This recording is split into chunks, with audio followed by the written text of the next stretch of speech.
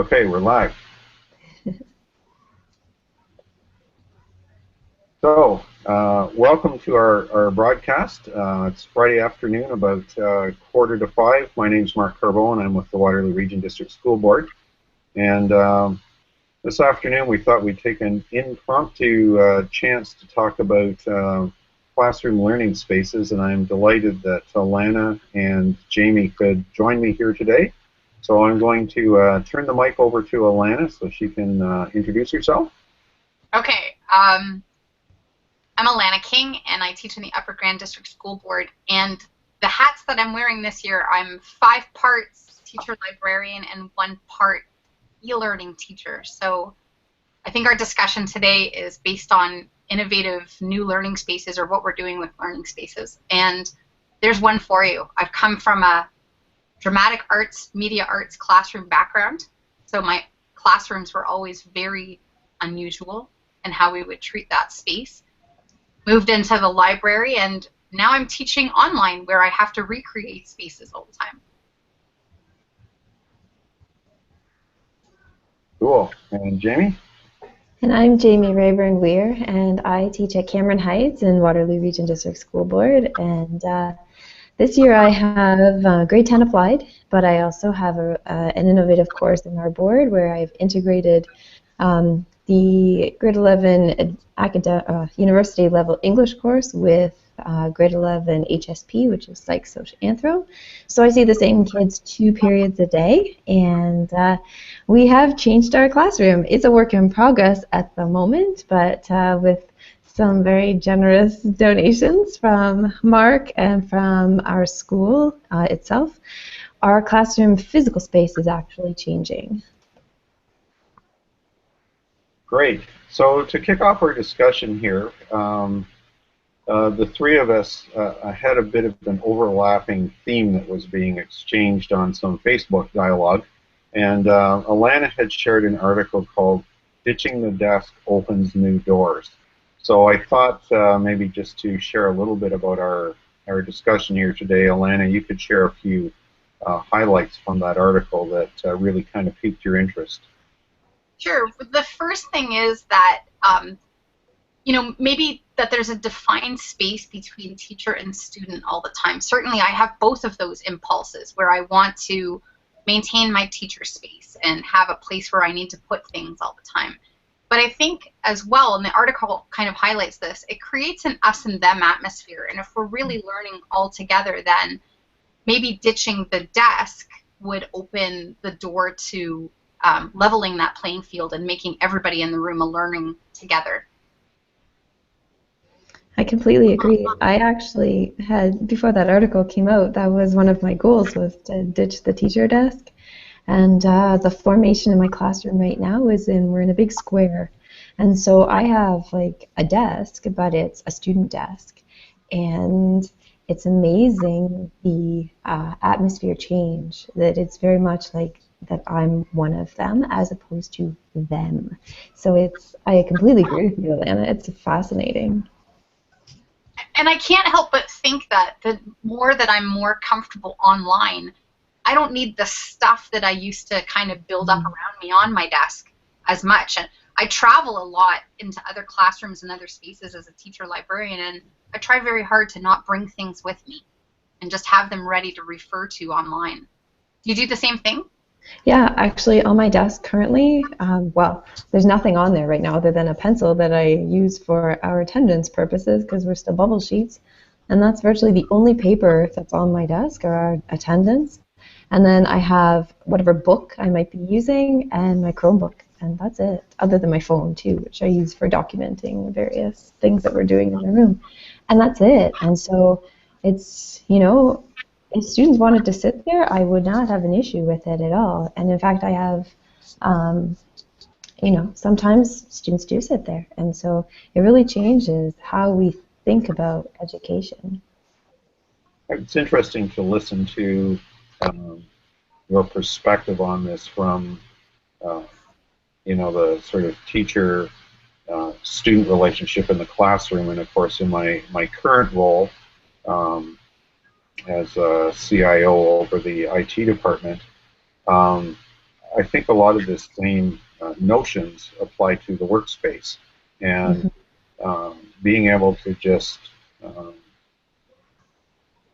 think of things as a flatter organization. We're all equal contributing members to teams, and then going through that same kind of uh, brainstorming and problem solving and idea sharing kinds of things that I would imagine maybe parallel a workspace version of what you're trying to recreate in the classroom. I find that works really well here, and I'm the same. We're really trying hard to get down to zero paper. Most of the time, I just bring my phone and my laptop, and everything's online in Google Docs, or you can refer to documents on blog posts and other web resources, and that takes you to a new place. So maybe as a way of taking the next step in our discussion here, you could describe the changes that have actually happened in your physical classroom spaces. Well, right now we have some tables with chairs, and soon some five-sided tables are going to be arriving in our room. And I just got confirmation today that they're going to take out. In my room, I have whiteboards along like what would be the front if I used it that way, and then there's blackboards down the side and bulletin boards down the back. And they're actually removing the blackboards and the bulletin boards, and they're installing whiteboards all around the room, so that it can be like Communitech here in KW, or it can be like Google, where the students can just get up and use it as a place to explore their thinking. And if we want to put stuff up, good old magnets do that too. And so I feel like it'll just be a much brighter place for the students to feel like then they have ownership in the room. And right now with the blackboards, I think every now and then kids will doodle on them, but it's underutilized, and like I don't really write notes. I try to model and write my own brainstorming out on the board, but at the same time, I think that that will open it up, that students will be more inclined to actually just get up and start collaborating together on whatever they're doing. I think it's great that you're promoting that, because certainly one of the things that interests me from the work perspective is problem solving come from stimulating ideas, sharing discussion, and kicking them around, and almost getting into that idea of iteration as quickly as possible develops things. So it's interesting that parallels there. So Elena, what have you been doing in your classroom? Well, if you consider that my classroom is 5 different spaces in a library for 1,250 students, we've actually gone over some massive renovations in the last 2 years. And a lot of it has had to do with completely rethinking the library as just a place that holds things. And now we've switched into the idea that the library is a learning commons. And I know that someone who was in your board who was very influential in making that happen, Anita Brooks Kirkland. And certainly I use the Ontario School Library Association document called Together for Learning. I'll put the link in later. And it's really influenced a lot of what I've had to say. But basically the 3 ideas are this. If we're not making learning available to everyone on an equitable basis and accessible in multiple mediums and modes, and extremely flexible, because we can't really anticipate how learning's going to look in any one moment, then we're too rigid. And so we've had to broaden those ideas completely. So we've gone to almost 100% mobile tech in our library. And it wasn't an extremely popular decision in the moment, but I removed 45 desktops and switched them to 130 Chromebooks is what we chose. I would love to keep diversifying, but the other thing that meant is to have a projector available everywhere, to have audio and video available everywhere, and of course really robust Wi-Fi, so that could look like whatever it needed to look like. We took away a lot of stale tables and chairs and replaced them with soft seating.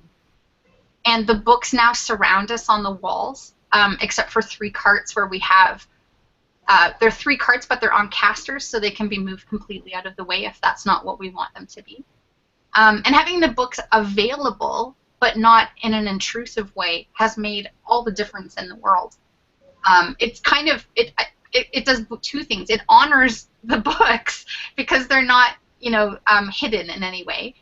And at the same time, they've made them a tool for learning, but not the focus of the library. So it's been quite a shift. I think the kids love it, actually. I used to all the time go around when we were a computer lab library, and I'd shush people all the time. Mm-hmm. And I haven't had to do that in 3 years, and it's kind of awesome. That is awesome. The culture just takes care of itself because people feel relaxed.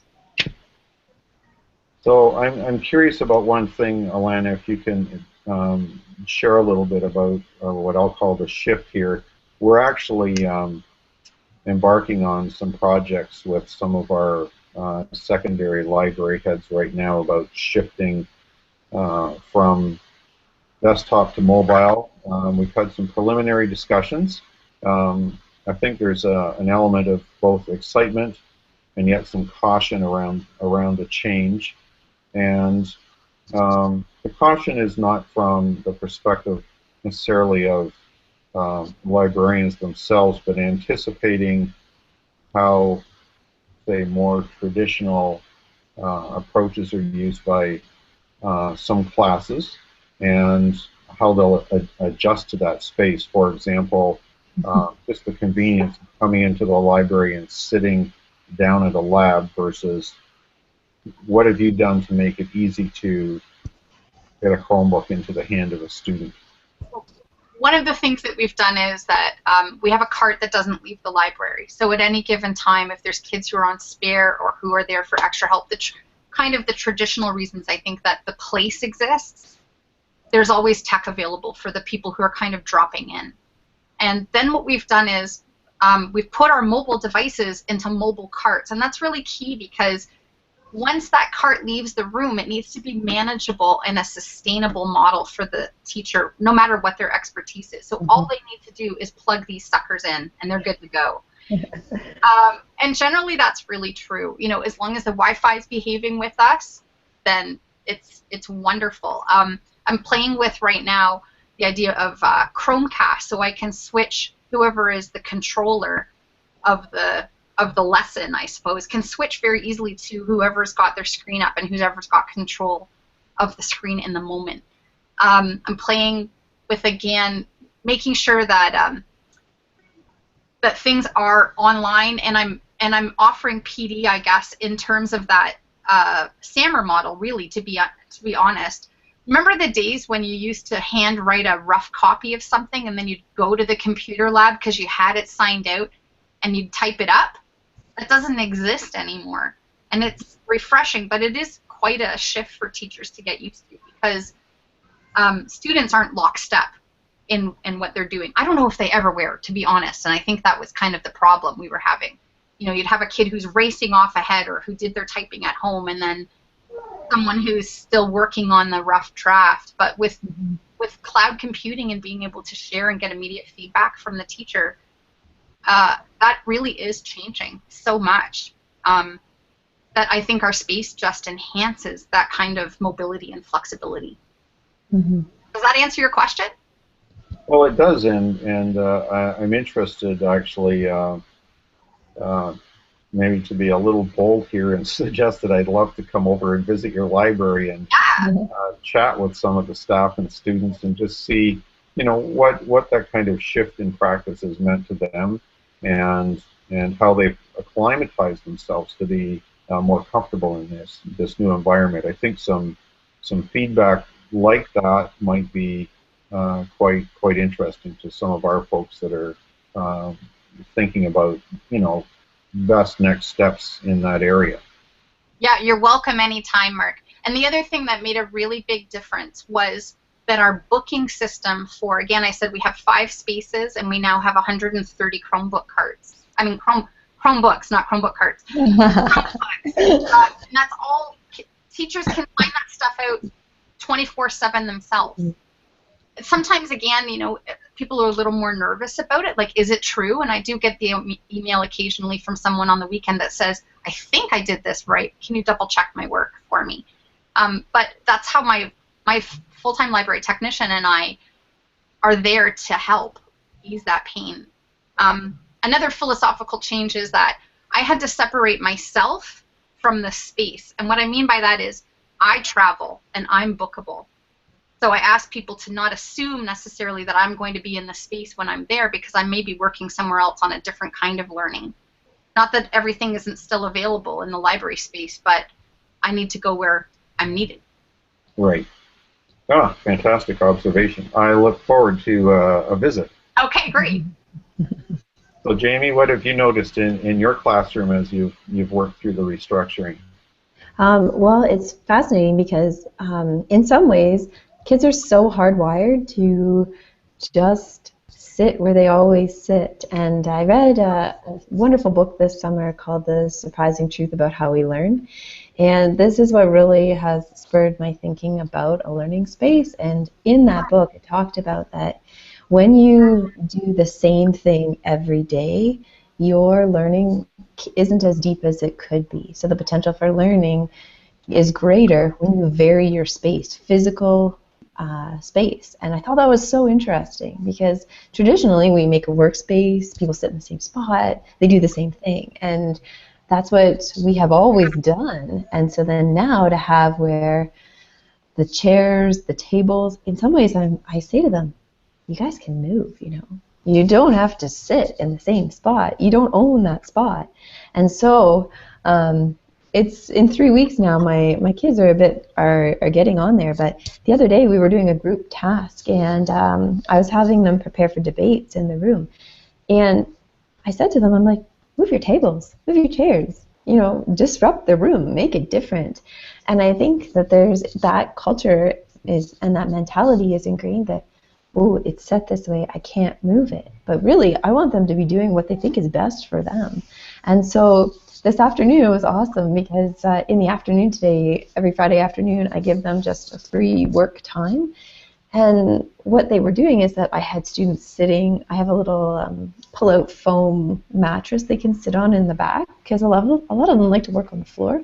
So I had like 3 boys sitting back there. I had another girl who had perched herself kind of up in the corner. I had another kid sitting dead center in the middle of the floor. I had the other kids they had pulled themselves around in a traditional, more like circle. I had other kids sitting in the hall. It was awesome.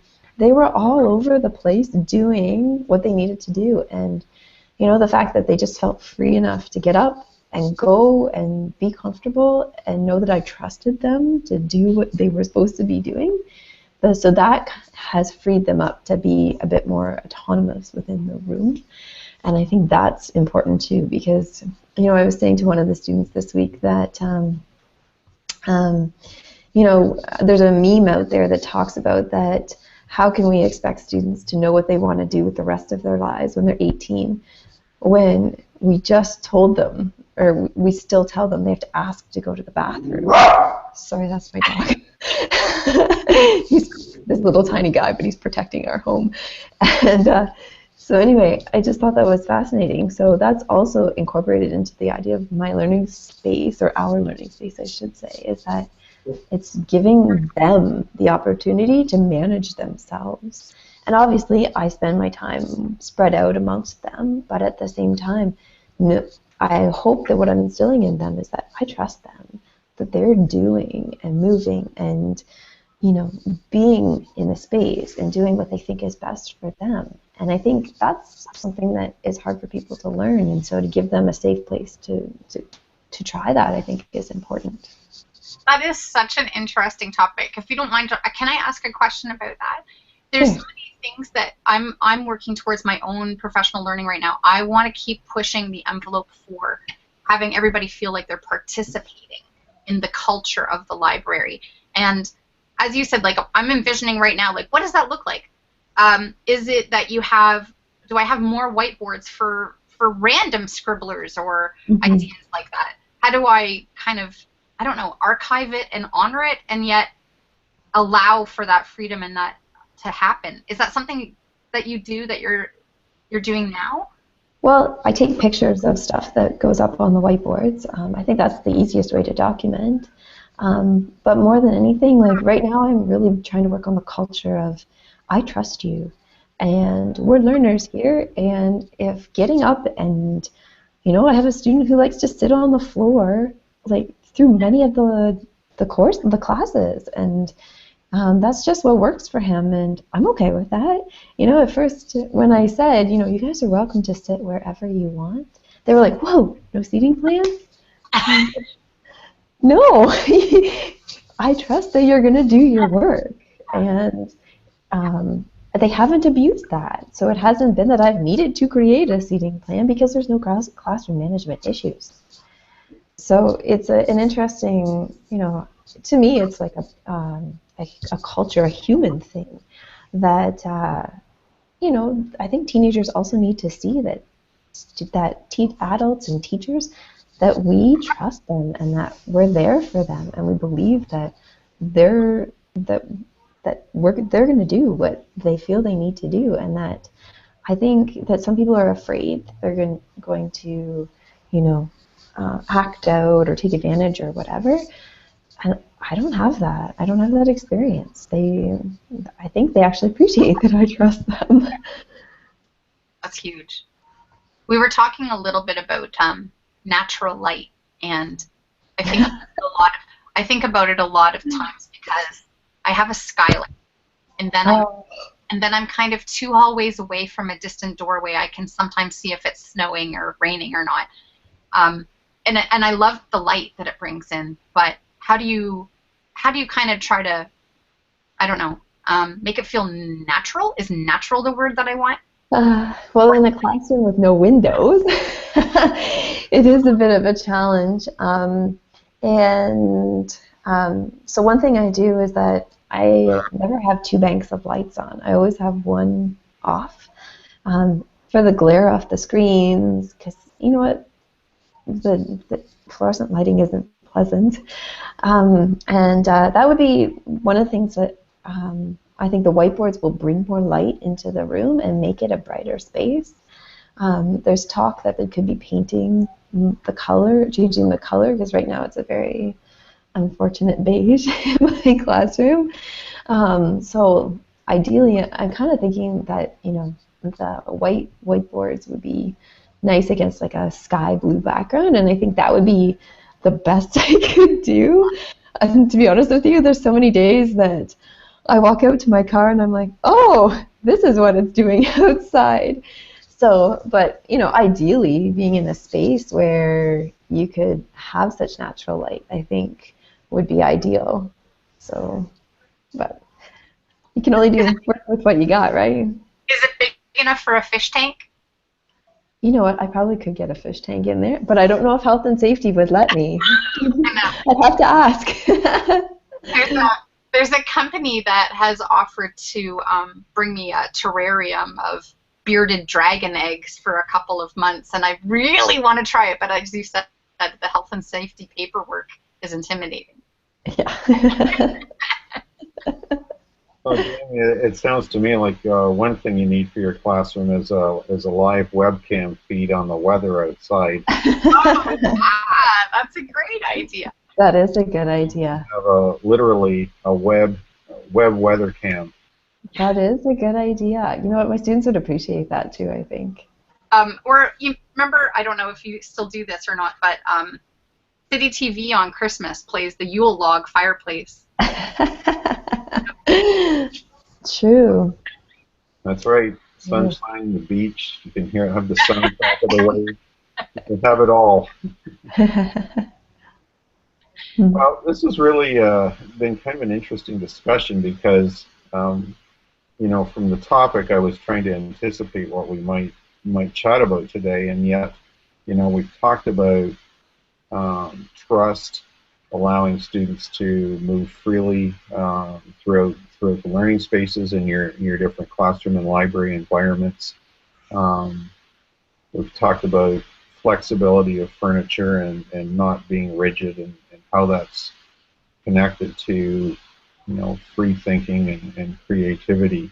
I think those are some really interesting connections, and I'll be really interested. I'd almost like to do this conversation again, um, in 4 months or 6 months and see, maybe into semester two, what does this look like? Or are you seeing similar changes in students as time goes on, and what new things come out of this process?